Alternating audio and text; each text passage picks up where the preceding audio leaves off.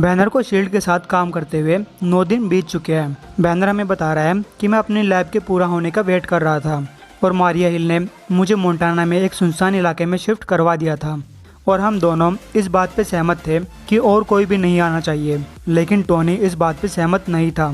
अब Tony Montana में मारिया हिल के पास आता है और पूछता है वो कहाँ है। मारिया हिल कहती है डॉक्टर बैनर दूसरी मंजिल पे है। टोनी कहता है मैं उसकी बात नहीं कर रहा, मैं यहाँ पपेट मास्टर को ढूंढने आया हूँ, या फिर उस आदमी को जिस किसी का भी यूज़ तुम बैनर को कंट्रोल करने में कर रहे हो। मारियल कहती है ये तुम हम पे बहुत गलत इल्ज़ाम लगा रहे हो। टोनी कहता है मैं सही इल्ज़ाम लगा रहा हूँ, क्योंकि देखने से ही पता चलता है कि हल्क शील्ड का एजेंट होना कभी पसंद नहीं करेगा और बैनर अपने आप को ऐसे लोगों के साथ नहीं रखेगा जिनका वो कचूमर बना सके। मारियल कहती है एजेंट बनना उसका आइडिया था, वो मेरे पास आया, मैंने मना भी किया, लेकिन मैं हल्क को अपनी सेना में शामिल करने का मौका नहीं खो सकती थी। टोनी कहता है वो कोई हथियार नहीं है, वो नेचुरल फोर्स है। मारियल कहती है वो एक ऐसी तोप है जिसका निशाना हम लगा सकते हैं, ब्रूस बैनर ने खुद ऐसा कहा था। टोनी पूछता है और ब्रूस बैनर को बदले में क्या मिलेगा। मारियल कहती है लैब्स, स्टाफ, बजट और वो सब कुछ जिसे वो इस वर्ल्ड के भले के लिए साइंटिफिक रिसर्च में यूज़ कर सके, और ये चीज़ आजकल उसके लिए बहुत इंपॉर्टेंट हो चुकी है। लेकिन अगर तुम मुझसे पूछो तो वो तुम्हारे जैसा बनना चाहता है। टोनी कहता है वाओ, तो उसे अपनी नज़र नीचे रखने की ज़रूरत है। क्या तुम्हें पता है वो यहाँ क्या बना रहा है? ये एक नए टाइप का कैटालिटिक कन्वर्टर है और ये चीज़ पता नहीं कितने ही टाइप के कैंसर को क्योर कर सकती है। मारियल कहती है तो अब बताओ क्या वो एक कठपुतली की तरह काम कर रहा है या एक जीनियस की तरह? टोनी कहता है ओके, तुम्हारी बात सही है, लेकिन इसका मतलब ये नहीं है कि तभी उन लोगों को किसी के हंसने की आवाज़ सुनाई देती है और वो देखते हैं कि ये तो ब्रूस बैनर हंस रहा है। टोनी कहता है ये गलत हो रहा है, बैनर इस तरह से कभी नहीं हंसता, इसे फिर से पहले जैसा करो। तब बैनर टोनी को एक इक्वेशन दिखाता है और तब दोनों हंसने लगते हैं। अब मारिया हिल उन दोनों को छोड़कर कमरे से बाहर चली जाती है। टोनी कहता है बैनर तुम्हें तो किसी सुनसान इलाके में रुककर और ख्यालों में खोते रहना पसंद है, इतना सारा बदलाव कैसे आया? बैनर कहता है मैं जानता हूँ कि तुम मुझे खुश देखकर खुश नहीं हो। टोनी कहता है मैं बस तुम्हें पहचान नहीं पा रहा, इन सब कपड़ों में, एक हेयर कट में, कॉन्टैक्ट लेंस पहने हुए। अब बैनर कहता है बायोमेट्रिक्स, मेरा ब्लड प्रेशर हर टाइम चेक करते हुए, ये सब मुझे रिलैक्स करते हैं, ठीक वैसे जैसे मेरा काम मुझे रिलैक्स करता है। हल्क स्मैश करता है, बैनर बनाता है।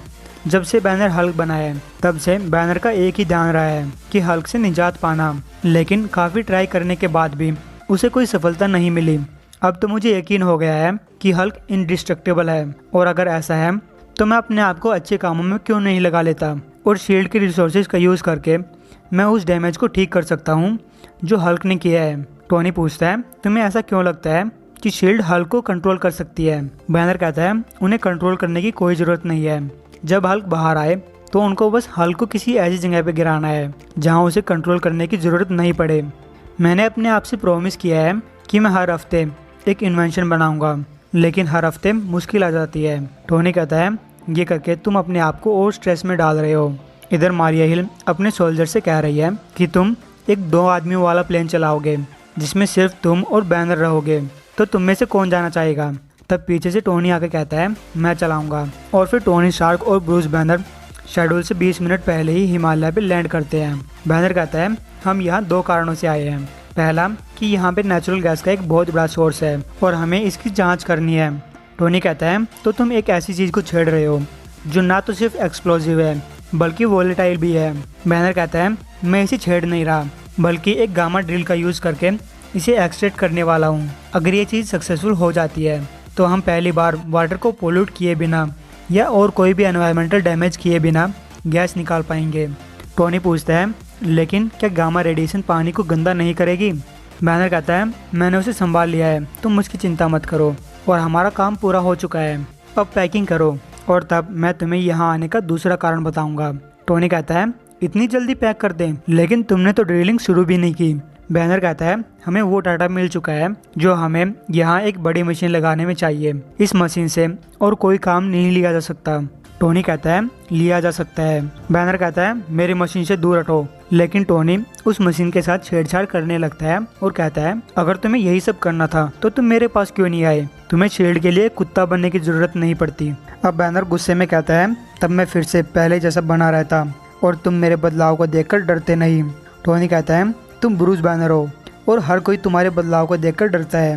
बैनर कहता है, अब जब बदलाव की बात हो ही गई है तो मैं तुम्हें बताता हूँ कि मैं यहाँ तुमको इस सुनसान हिमालय के पहाड़ पे क्यों लाया हूँ। क्योंकि तुम मुझे अपने से नीचा मानते थे और सालों से नीचा मानते आ रहे हो। और जबकि पिछला बैनर अपने गुस्से को कंट्रोल में रखने की कोशिश करता था, नया बैनर अपने गुस्से को बाहर आने देता है। और तब बैनर शील्ड के बायोसूट के साथ साथ हल्क में कन्वर्ट हो जाता है, जो कि उसके लिए एक आर्मर की तरह काम करेगा। अब हल्क टोनी को एक जोरदार पंच मारता है और इस लड़ाई के कारण वहाँ एक एवलांच आ जाता है। तब टोनी लड़ना बंद करके हल्क को एवलांच से बचाने की कोशिश करता है, लेकिन तब तक वो दोनों बर्फ में दब जाते हैं। अब टोनी बर्फ के अंदर हल्क को ढूंढता है और कहता है, तुम्हें वो ड्रिल मशीन याद है ना? तुमने मुझे उसकी एडजस्टमेंट्स पूरी नहीं करने दी थी। वो मशीन ओवरलोड हो सकती है।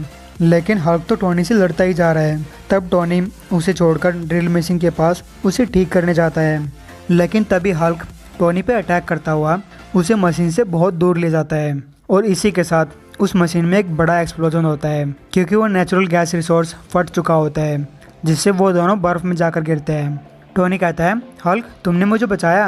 अब तक हल्क बैनर में कन्वर्ट हो चुका है और टोनी से पूछता है, क्या मैंने कुछ मिस किया? टोनी कहता है, तुम्हारी मशीन एक पूरा पहाड़ खा गई। बैनर कहता है, ओह मुझे लगता है मैं भी एक पहाड़ खा सकता हूँ। अब टोनी और ब्रूस हिमालय पे मौजूद एक घर में बैठे बात कर रहे होते हैं। बैनर कह रहा है, मुझे अब भी यकीन नहीं हो रहा है कि मारिया ने तुम्हें वो सब कहा। देखो टोनी, मैं तुम्हारे जैसा बनना चाहता हूँ, जैसा तुम कॉलेज में थे। तुम एक ब्रिलियंट इंजीनियर हो, लेकिन तुम उस चीज़ का यूज़ करके बनाते हो जो तुम पहले से ही जानते हो।